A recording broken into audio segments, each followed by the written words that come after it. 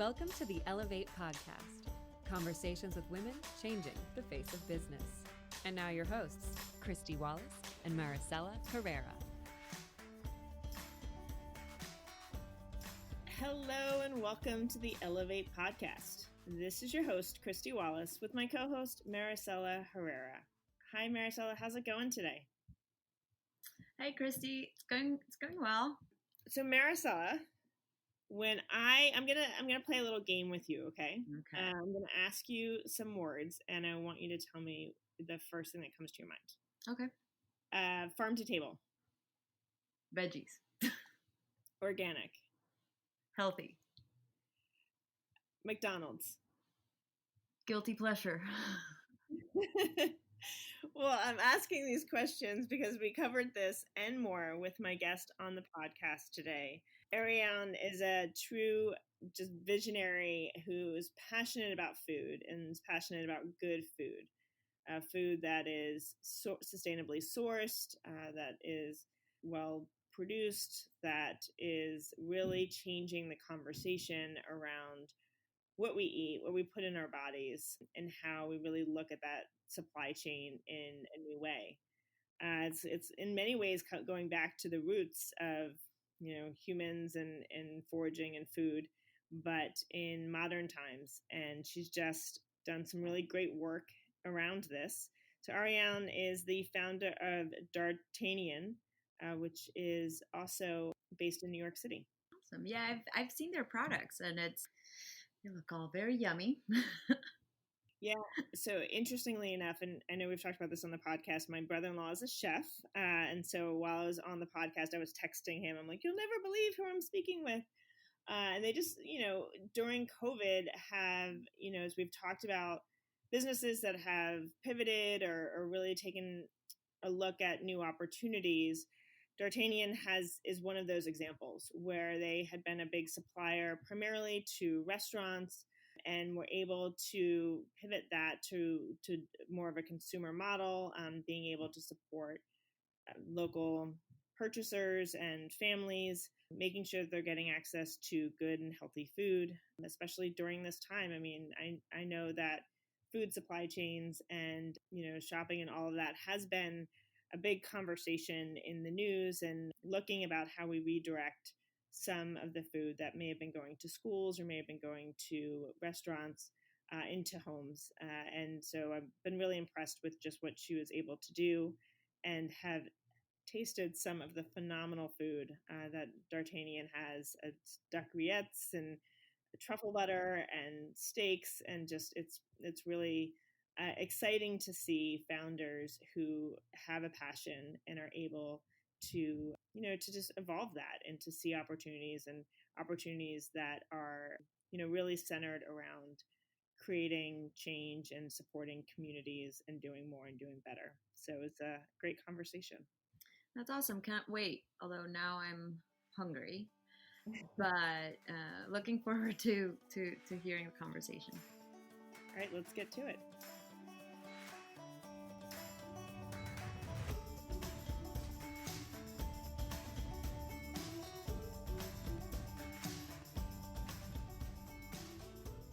Hi, Ariane. Thank you so much for joining us today on the Ellevate podcast. It's wonderful to have you here. Hey, for me too. Thank you very much for having me. We would love to get started by learning a little bit more about you. If you wouldn't mind sharing a bit about yourself and how you got to where you are today. I was born in France, southwest France, in a region called Gascogne. I think, and we all think from Gascony, that we were born in the place where the best food on the earth exists. And I think we're right. That's where the best food comes from, and the best culture around food. I was born the seventh generation in the restaurant business, and everybody in Gascony is in the food or the beverage business. We live to eat and not eat to live. So very, very young, I was helping, along with my brother, we were helping my parents' business, small hotel restaurant in Auch, capital of Gascogne. And after work, after the homework, or during vacation, or on the weekends. It was always clear from the beginning that my brother was going to take over, even though I was the eldest, simply because at that time the girls were going to follow a man and marry the man and follow the man wherever he was destined to be. So it was not said, but it was understood, and somewhere I must have resented that a little bit. And so, and also, I always thought and dreamed of America as, the country to go and discover, and the country to be, and the place of opportunities. And so, right after high school, I left, went to America, planning to be following studies for journalism because I wanted to become a journalist. I like to write a lot, and so I went to Barnard College, thinking I was going to be after in Columbia University. I ran out of money, and I wasn't that enthusiastic about those studies anyway, and I really liked what I was doing part time, which was working in a little retail store, a charcuterie or salumeria in Italian, charcuterie in French, in Greenwich Village in New York City. And at the end of the summer, the owners proposed to me to stay there, and they gave me a contract, and they gave me the lawyer to prepare for the green card, etc. So it was an offer I couldn't refuse, and I felt very comfortable there. I stayed there for 5 years until one day two farmers came in with a foie gras, the liver of the duck that is especially fed to have that beautiful liver inside that we call foie gras, and that is a specialty of Gascony. So I hadn't been able to taste this for a long time. I had been stuck, not being able to go back to France for almost 7 years in the United States, and so I was very enthusiastic about that and about the idea of actually doing business with foie gras. And my bosses, the two partners, didn't want to go into it, and so I left and started my own company, D'Artagnan. And D'Artagnan was named after that fourth musketeer, um, the guy who had that panache and was super loyal to his king, Louis XIII, and the queen, and his friends, the musketeers, and who was doing things for the right reasons, not for the what's in it for me.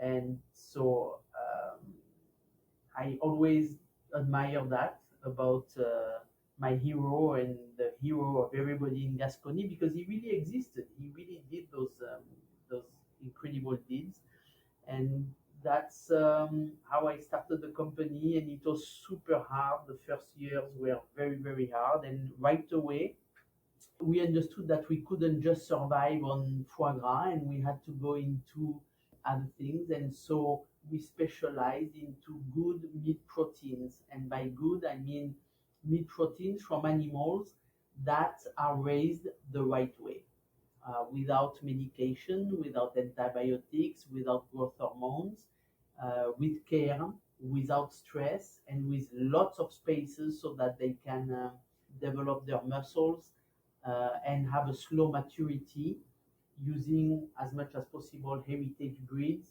that slow grower, but that grow slower, but that are at the end that are better tasting on the plate. And so to this day, 35 years later, this is still what I'm doing at a little bit of a bigger scale.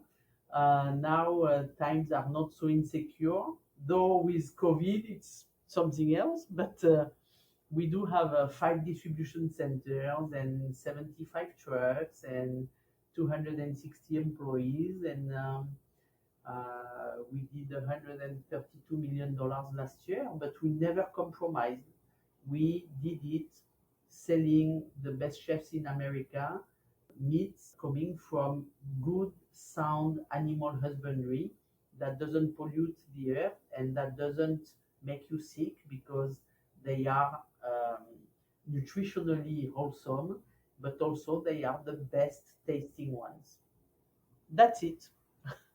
I love all of that, and thank you for sharing that story. There's just so much history there, and it makes me think about how you came to America. And I would love to know your thoughts on American food, because our American food doesn't always have the best reputation.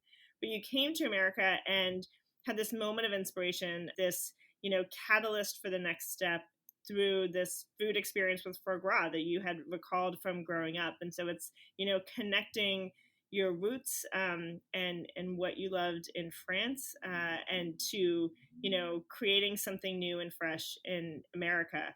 So how do you see that connection between France, which is known for organic and sustainable food, to America, which is known traditionally for more processed foods and mass market? Like, what did that whole experience feel like for you, going from back and forth between the different cultures?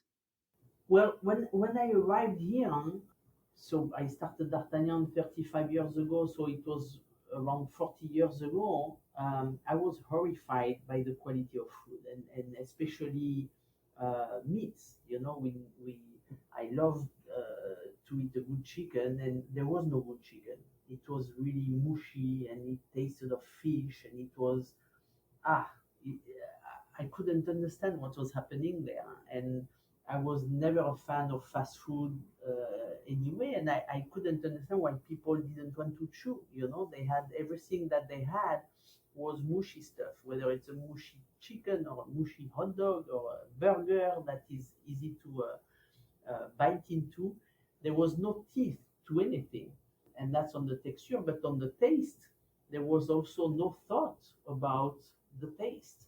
It was, to me, young students arriving here, it was very, very difficult because, again, in my region in France, we revered and still do the quality of food as one main ingredient of happiness in life.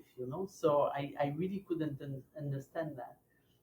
And that's why I think when the opportunity came, it was so easy to jump and not worry about the consequences or the risks, because I knew there was a market there. I knew there was a possibility there to grow a market without doing any very deep market studies.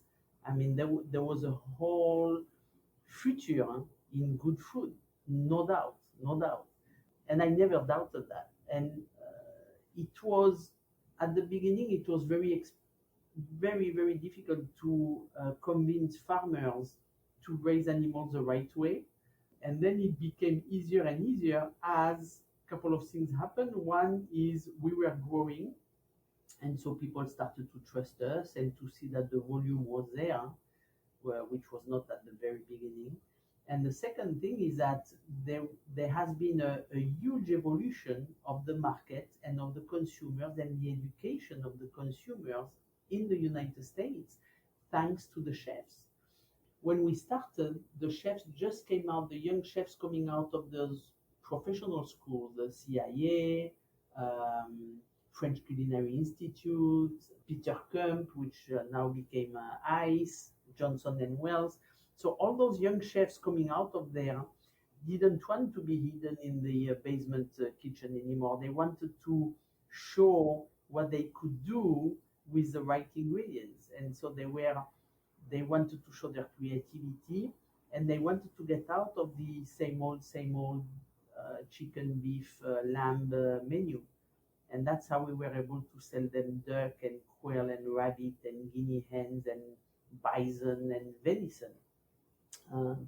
And so that helped a lot. And then the evolution and you mentioned earlier what must have been a big divide. It was a huge divide, but much less now, because thanks to those chefs and the education that they provided through their menus, but also through TV shows more and more, now there is a whole segment of the population and that is bigger and bigger, and that is very concerned about what they eat, and who want to know where it comes from, and that it didn't pollute, and that it's going to be good for them.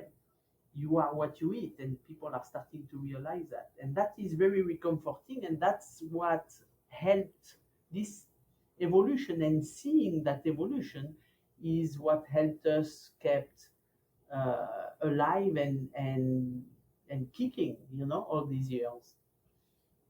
Oh, absolutely. That's the future you saw was the reality of today. And my brother-in-law is a chef. He had worked for years at one of Tom Colicchio's restaurants, and he loved, experimenting with different foods and really saw the art in it and was really proud of what he created. And so exactly as you're talking about these chefs, this next generation who have come out and really want to embrace better food and farm to table and natural food, you're so spot on with that. And it's exciting to see.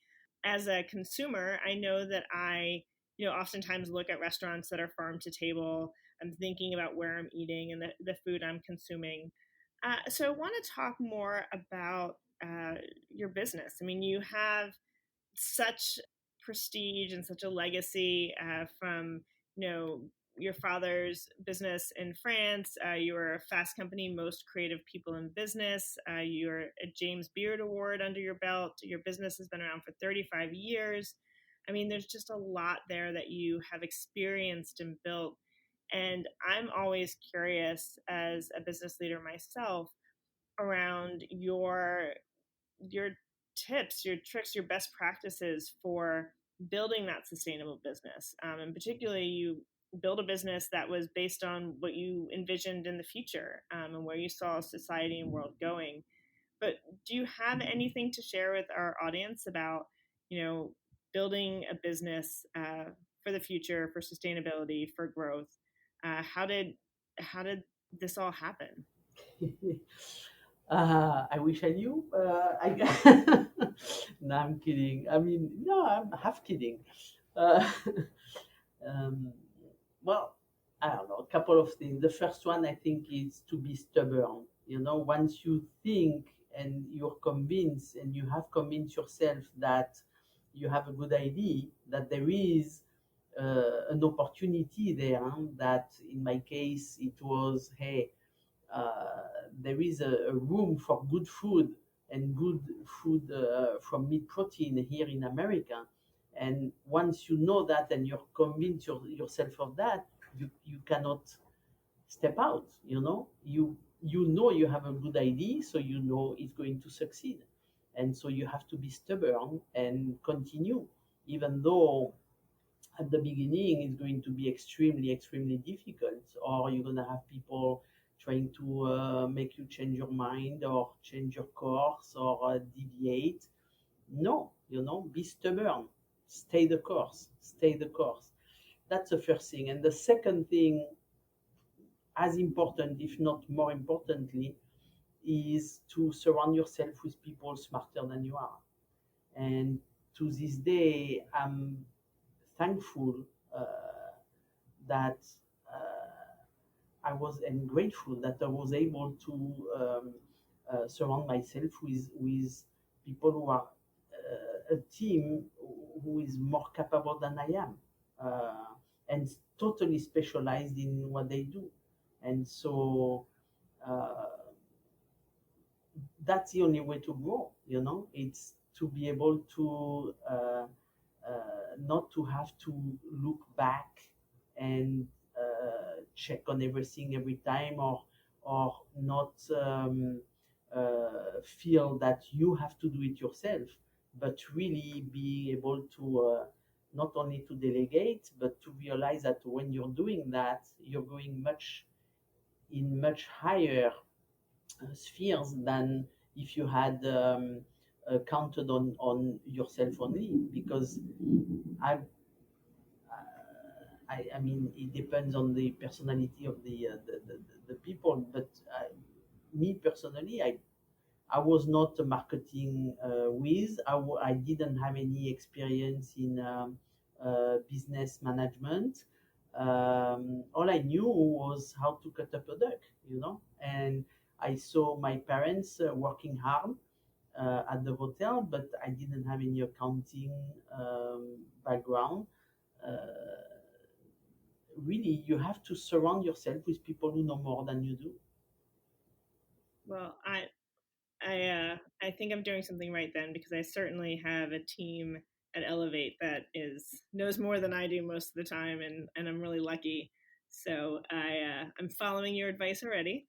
But another thing I have been reading quite a bit about, especially recently during COVID-19 and the uncertainty in our world, is leadership during times of adversity. And it's a lesson, I think, as leaders we all have to learn, and what's comes naturally to us, and how do we shine during this time.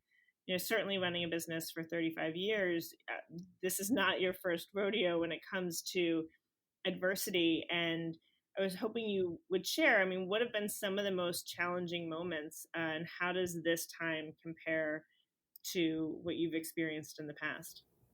I think this has been the biggest crisis I've ever experienced. In the past, there has been crises. There have been. I had a partner. He wanted to buy me out. I had to buy him out. It was pretty hostile. September 11 was a big blow economically. 2008, 2009 financial crisis was a big challenge.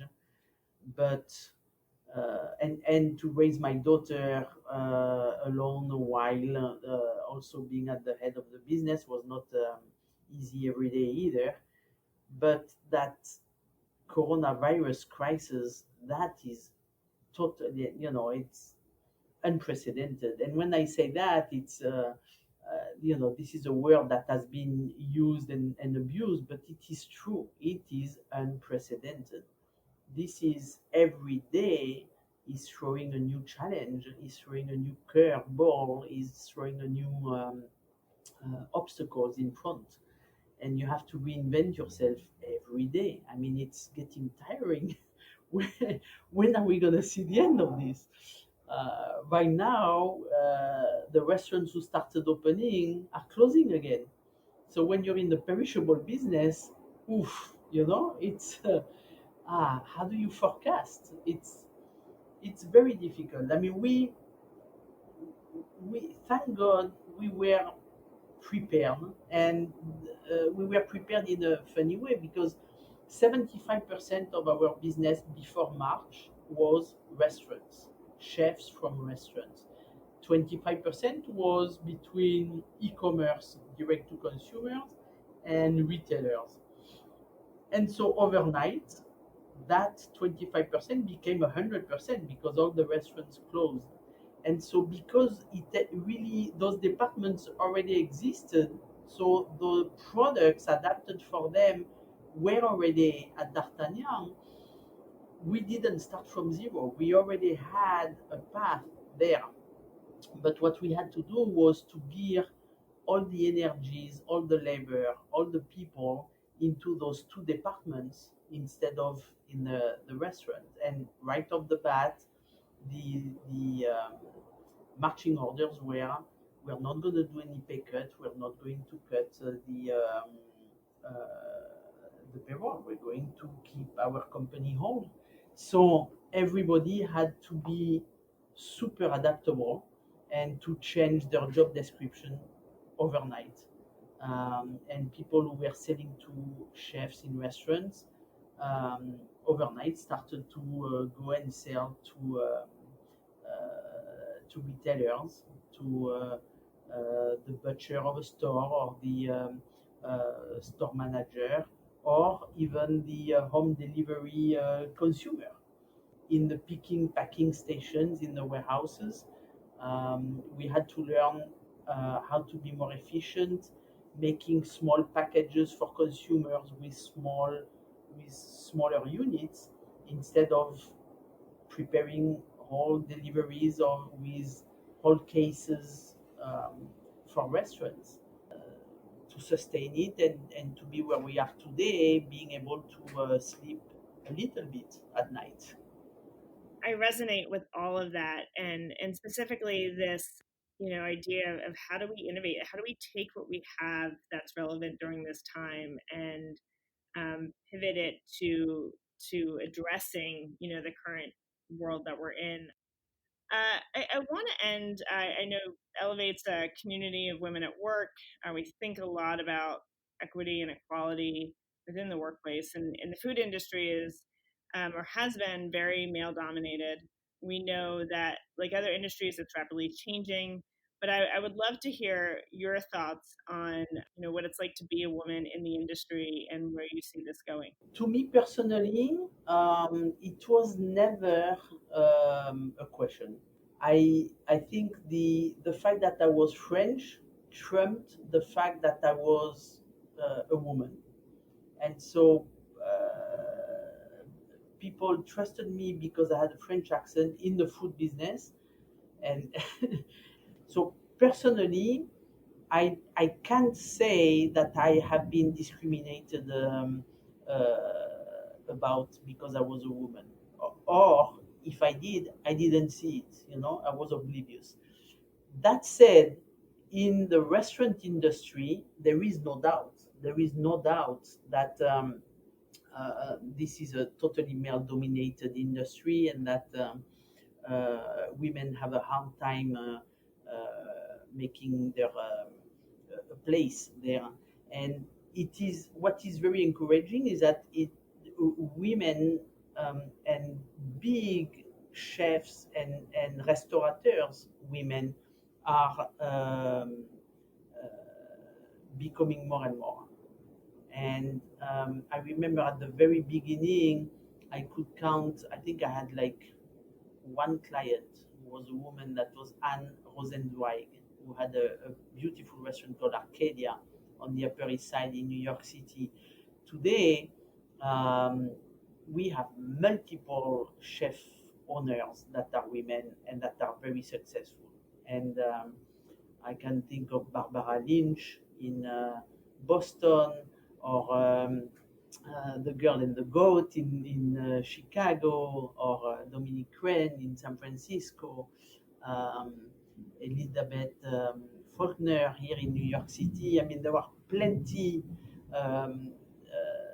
really plenty of women, and granted, we're still a minority in that industry, but it's changing and it is growing. So it is very encouraging to see. Well, that is encouraging and exciting, and I appreciate you calling out some of those restaurants too. I know our listeners are always looking to support women-owned businesses, so now we have some more inspiration. And I want to end with a quick lightning round. So it's our way to just get to know you a little bit better. I'm going to ask you a few questions and just ask you to respond in one sentence or less. Are you an introvert or an extrovert? Huh. I think I'm introvert when I am on a one-on-one, and an extrovert when I'm in front of an audience. What is your favorite day of the week? Thursday. That's when I start to go out. Yes, me too. Are you an early bird or a night owl? Night owl, definitively. Who would be your dream dinner guest? Dream dinner guest. It would have been Auguste Escoffier. Auguste Escoffier was an incredible man. He's the one who really changed the face of gastronomy. I would like to pick his brain. Yep. What's your pet peeve? Pet peeve is, well, we talked about that already. My pet peeve is when people say they are very conscious about what they eat, and then they go and do a burger at the fast food twice a week. What is your morning staple? So, food or drink that you need to have in the morning? In the morning, I just have a espresso stretto. Do you have a favorite recent read? Just finished a incredibly interesting book called Nourishment by Fred Provenza that shows that animals, given to their choice, know where to find the right nutrition and eat the right food to be healthy. We used to be like that. Man used to be like that. We have to find that again. What is your top self-care practice? I say sunscreen on my face. That is a very good one and a very healthy one too. And finally, do you have a question or thought you want to leave with our listeners? Uh, I I know we're going to get over this. I know we're going to see each other on the other side. And I really, really hope that whatever we learn during this crisis, to have more empathy with people and to care about the real important things instead of the futile stuff is going to stick. I love that. Thank you so much for joining us today on the Ellevate podcast. It was a true honor and pleasure to have this conversation. It certainly has me thinking more critically about some of my habits and practices. So thank you so much for joining us. No, thank you. The honor was all mine. Thanks so much for listening to Ellevate. If you like what you hear, help a girl out. Subscribe to the Ellevate podcast on iTunes. Give us 5 stars and share your review. Also, don't forget to follow us on Twitter at EllevateNTWK, that's Ellevate Network, and become a member. You can learn all about membership and all the great things that Ellevate Network is doing at our website, www.ellevatenetwork.com. That's ELLEVATE network.com. And special thanks to our producer, Catherine Heller. She rocks. And to our voiceover artist, Rachel Griesinger. Thanks so much, and join us next week.